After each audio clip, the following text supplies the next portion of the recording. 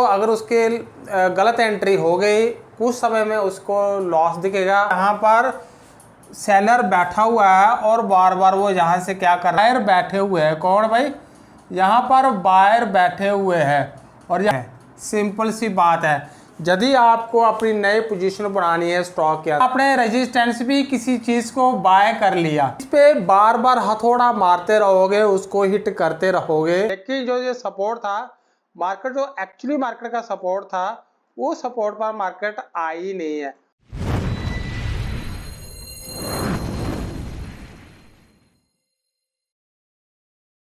नमस्कार दोस्तों, मैं आपका दोस्त गुरुलाल और आप देख रहे हैं मार्केट स्पीड चैनल। दोस्तों, आज काफ़ी दिनों के बाद हम वीडियो शूट कर रहे हैं और किसी कारणवश हम अपने पर्सनल काम में बिजी थे और लगभग 1 मंथ से हमने मार्केट को देखा ही नहीं है। तो चलिए आज की हम शुरुआत करते हैं। आज का जो टॉपिक है हमारा सपोर्ट एंड रेजिस्टेंस। ये चैप्टर शुरू करने से पहले मैं आपको बता देना चाहता हूँ दोस्तों कि यदि आप ऑप्शन के अंदर ट्रेडिंग करना चाहते हो, जहाँ कर रहे हो और आपको रेगुलर लॉस हो रहा है, मेरी आपसे यही राय है कि आप छोड़ दीजिए। देखिए, ऑप्शन के अंदर ट्रेड करना बहुत ही डिफ़िकल्ट है और बहुत ही मुश्किल है। आप इन्वेस्टमेंट कीजिए, इन्वेस्टमेंट से पैसा बनाइए भाई अपना। जब आपका इन्वेस्टमेंट से कम 1 से 2 लाख हो जाएगा, फिर ही आप ऑप्शन के अंदर ट्रेड कीजिए भाई। मैक्सिमम लोग ऑप्शन के अंदर अपना लॉस कर रहे हैं, इसलिए जो भी मेरे भाई बिगनर है, जो लॉस मेकिंग ट्रेडर है, रेगुलर लॉस कर रहे हैं, मेरी उससे हाथ जोड़ के विनती यही है, वो इन्वेस्टमेंट कीजिए, ऑप्शन के अंदर ट्रेड मत कीजिए। ऑप्शन एक बहुत ही रिस्की है और इसके अंदर मैं पहली ही एपिसोड में आपसे डिस्कस किया था कि 99% लोग इसमें अपना पैसा गंवाते हैं।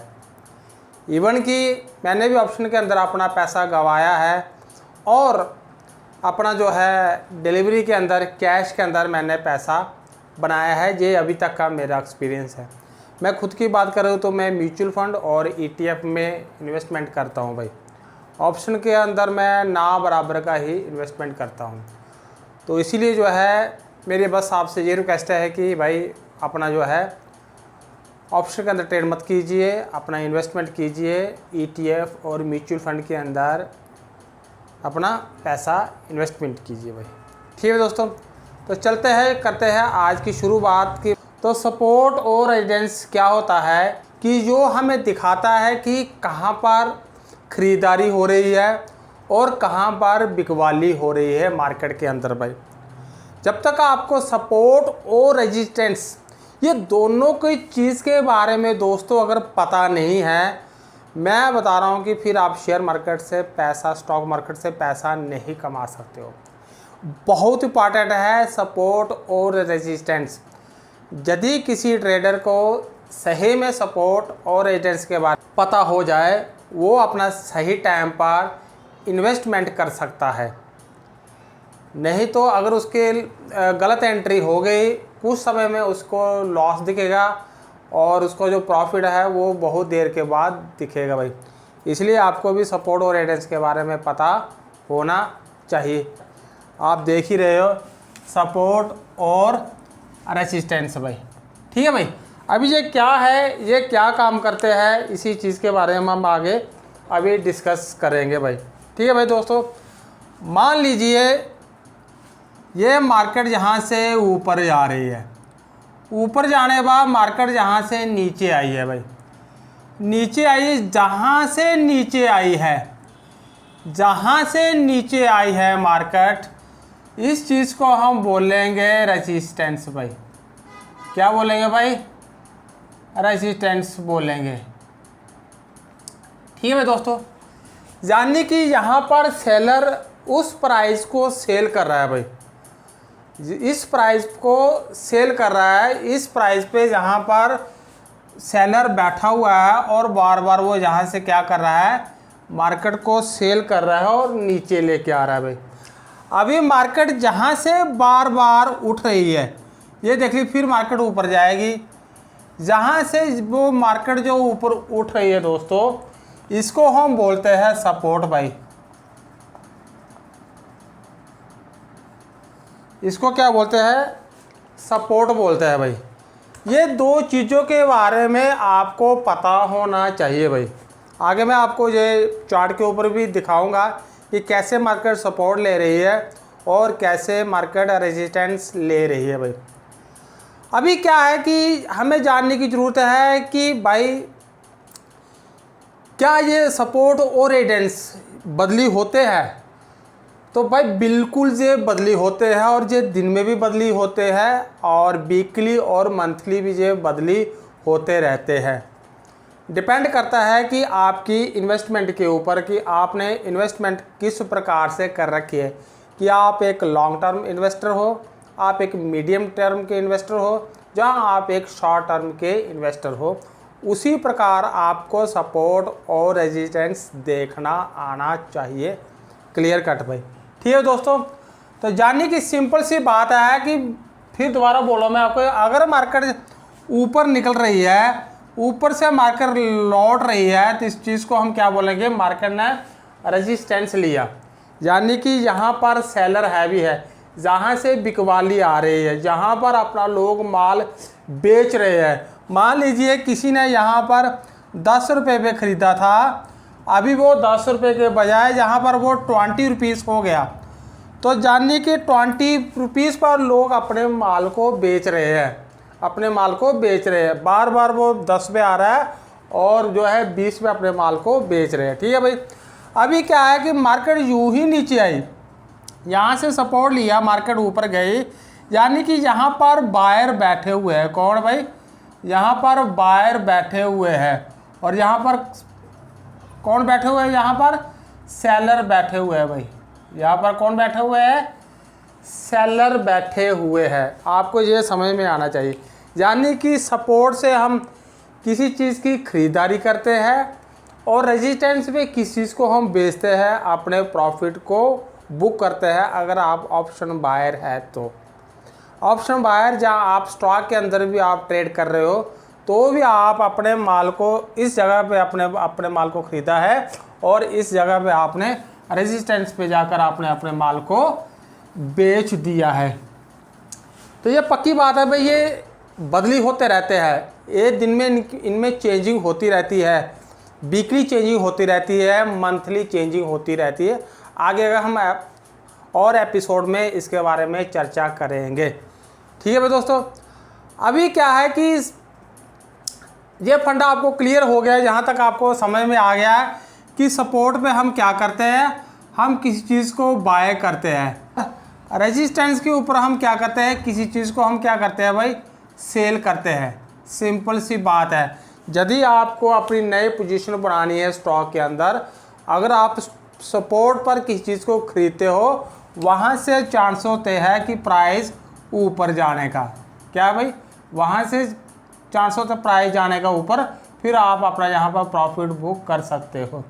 यदि आपने रेजिस्टेंस भी किसी चीज़ को बाय कर लिया, रेजिस्टेंस पे ही किसी चीज़ को बाय कर लिया, तो जहाँ से क्या होगा, मार्केट नीचे आ जाएगी भाई, मार्केट नीचे आ जाएगी, रेजिस्टेंस से टकरा कर मार्केट नीचे आ जाएगी, और आपको क्या दिखना शुरू हो जाएगा, आपको लॉस दिखना शुरू हो जाएगा। जब तक मार्केट इसको ब्रेक करके ऊपर नहीं जाएगी, तब तक आपको प्रॉफिट नहीं दिखेगा। क्लियर कट बात है भाई। इसलिए आपको सपोर्ट और रेजिस्टेंस के बारे में पता होना चाहिए भाई। अभी आगे हम जानने की बात करते हैं भाई, क्या ये ब्रेक होते हैं? बिल्कुल ये ब्रेक होते हैं भाई। अगर आप किसी चीज़ पे बार बार हथौड़ा मारते रहोगे, उसको हिट करते रहोगे, तो वो क्या हो जाएगा, उसके ब्रेक होने के चांसेस ज़्यादा होते हैं। तो मान लीजिए जहाँ पर मान लीजिए कि ये रेजिस्टेंस है और ये सपोर्ट है। अगर मार्केट जहाँ से जाकर बार बार इस रेजिस्टेंस को हिट कर रही है, इस रेजिस्टेंस को हिट कर रही है, तो ये क्या कर देगी, इसको ब्रेक कर देगी। क्यों? ये इसको बार बार हिट कर रहा है, रेजिस्टेंस को ये बार बार कर रहा है हिट, और किसी चीज़ को आप बार बार हिट करने की कोशिश करोगे, वो क्या हो जाएगी, चीज़ कमज़ोर पड़ जाएगी। अगर आप दीवार तोड़ना चाहोगे, आप छोटे छोटे स्ट्राइक किसी दीवार पे हिट करते रहोगे तो वो दीवार क्या हो जाएगी दोस्तों, ब्रेक हो जाएगी भाई। उसी प्रकार ये सपोर्ट है भाई, उसी प्रकार मैं बात करता हूँ सपोर्ट की। ये मान लीजिए मैं सपोर्ट है भाई, अगर मार्केट जहाँ से आई है, जहाँ से टकरा के ऊपर गई है, फिर दोबारा यहाँ आई है, फिर टकरा के ऊपर गई है, फिर यहाँ आई है, अब ये क्या कर रहा है, इसको बार बार हिट कर रहा है, सपोर्ट को बार बार हिट कर रहा है भाई, समझ गए भाई। मान लीजिए यहाँ पर कोई प्राइस 20 रुपीज़ है और यहाँ पर 10 रुपीज़ है, अगर ये इस प्राइस को बार बार आके हिट कर रहा है, वही बात है बार बार हथौड़ा मार रहा है, तो क्या हो जाएगा, ये ब्रेक होने के चांसेस ज़्यादा हो जाते हैं। मैं 100% नहीं बोल रहा हूँ दोस्तों, स्टॉक मार्केट के अंदर कुछ भी 100% नहीं होता है, ये आप समझ लीजिए। अगर आपका 60% आपकी एनालाइज सही है तो फिर आपका भी भाई सही है।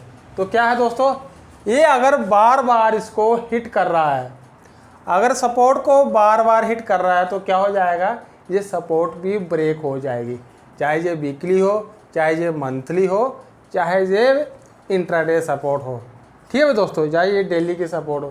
तो ये आपको पता होना चाहिए। How to find support and resistance, ये शॉर्ट, हम कैसे आइडेंटिफाई कर सकते हैं सपोर्ट और रेजिस्टेंस को, इसके बारे में आपको पता होना चाहिए भाई। तो अलग अलग आदमी अलग अलग तरीके से अपने एक्सपीरियंस से इसको फाइंड करने की कोशिश जो है करता है। तो हम एक बात करें यहाँ पर मतलब सिखलाई के तौर पर और थ्योरी के तौर, नंबर 1 पॉइंट क्या है, प्राइस चार्ट।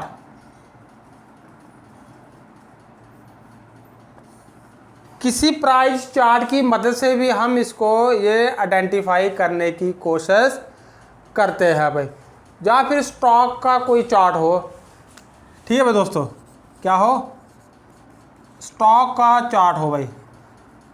अगर हम स्टॉक के अंदर ट्रेड कर रहे हैं तो हम किसी स्टॉक को, जो स्टॉक का चार्ट है उसको भी देख के जो हम आइडेंटिफाई करने की कोशिश करते हैं कि मार्केट का सपोर्ट कहाँ है और मार्केट का रेजिस्टेंस कहाँ है। नंबर 3 पॉइंट है टेक्निकल भाई।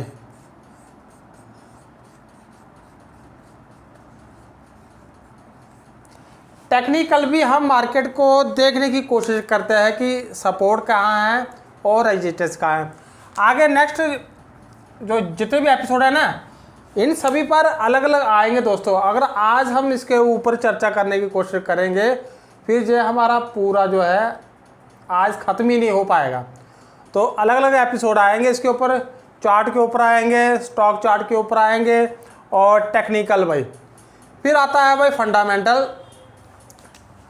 चौथा पॉइंट क्या है, फंडामेंटल भाई।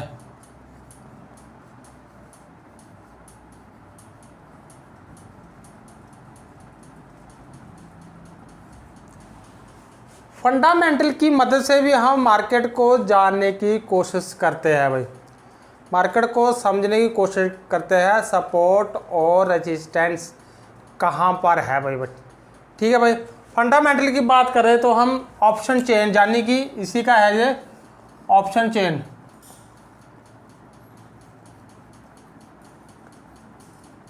यानी कि ऑप्शन चेन में हम देख के पता लगाते हैं कि मार्केट का सपोर्ट कहाँ है और रेजिस्टेंस कहाँ है। मार्केट का डेटा रीड करते हैं, डेटा रीड करके हम पता करते हैं कि मार्केट का सपोर्ट कहाँ है और मार्केट का रेजिस्टेंस कहाँ है।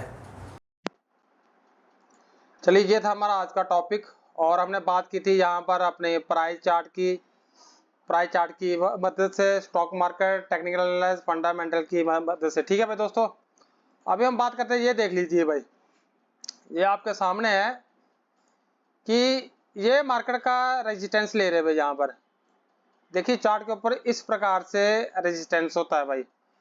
फिर मार्केट नीचे आई है तो जहाँ पे मार्केट ने क्या लिया है, पहले मार्केट ने सपोर्ट यहाँ पे लिया था, ये मार्केट ने सपोर्ट है, मार्केट सपोर्ट से ऊपर गया, फिर मार्केट ने एक जहाँ पे छोटा सा रेजिस्टेंस लिया, मार्केट नीचे आई, फिर मार्केट ने यहाँ से सपोर्ट लिया, मार्केट ऊपर गई, फिर मार्केट ने यहाँ पर एक रेजिस्टेंस लिया, फिर मार्केट नीचे आई, मार्केट ने यहाँ पे सपोर्ट लिया, फिर मार्केट जहाँ से ऊपर गई, फिर मार्केट ने यहाँ पर एक रेजिस्टेंस लिया, फिर मार्केट नीचे आई, मार्केट ने एक सपोर्ट लिया, फिर मार्केट ऊपर गई, मार्केट ने यहाँ पे रेजिस्टेंस लिया, मार्केट फिर जहाँ से नीचे आई, मार्केट ने सपोर्ट लिया, फिर मार्केट ऊपर गई, यहाँ पे मार्केट ने एक रेजिस्टेंस लिया, फिर मार्केट नीचे आई। तो आप इसी में देख पा रहे होंगे कि जहां भी मार्केट ने रेजिस्टेंस को हिट किया है और जहां भी मार्केट ने प्रॉपर रेजिस्टेंस को हिट किया है भाई, यानी कि 2 बार रेजिस्टेंस को हिट करने के बाद तीसरी बार रेजिस्टेंस को जहां से क्या कर दिया, ब्रेक कर दिया। तो मैंने बताया था कि क्या जो ब्रेक हो सकता है रेजिस्टेंस, हो सकता है कि मार्केट ने बार बार हिट कर रही थी, लेकिन जो ये सपोर्ट था, मार्केट जो एक्चुअली मार्केट का सपोर्ट था, वो सपोर्ट पर मार्केट आई नहीं है। मार्केट एक हायर बढ़ाती गई भाई, क्या बढ़ाती गई, एक हायर बढ़ाती गई, जो कि हमने पिछली बार भी बात की थी ट्रेंड के ऊपर भाई। तो मार्केट ने एक यहाँ पर ट्रेंड क्रिएट कर लिया था कि हर बार मार्केट एक हायर बढ़ाती गई और मार्केट ऊपर निकलती गई, यानी कि मार्केट सपोर्ट पर आई नहीं है, मार्केट ऊपर से ही सपोर्ट लेती रही है भाई।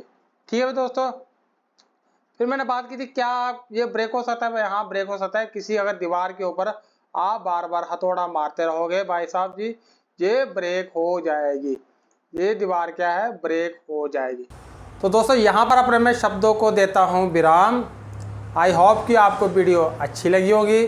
जो भी मेरे भाई मेरे चैनल पर पहली बार है, कृपया करके वो चैनल को सब्सक्राइब कर दीजिए और घंटी का बटन दबा दीजिए। वीडियो को लाइक और शेयर करना ना भूलें भाई, शेयर जरूर कीजिए। यकीन मानिए दोस्तों कि अभी रेगुलर एपिसोड आएंगे और आपको अपना पैसा इन्वेस्टमेंट करना है सही तरीके से, ठीक है भाई दोस्तों, और लॉस से बचना है। मेरा एक ही सिद्धांत है कि लॉस से बचना है, लॉस से बचना है। इन्वेस्टमेंट कीजिए, ऑप्शन के अंदर ट्रेड मत कीजिए, ऑप्शन के अंदर ट्रेड मत कीजिए, ऑप्शन के अंदर ट्रेड बिल्कुल मत कीजिए। अपना पैसा इन्वेस्टमेंट कीजिए और हर चीज़ में इन्वेस्टमेंट के बारे में ही डिस्कस आपसे करूँगा भाई। ठीक है दोस्तों, जय हिंद, जय भारत।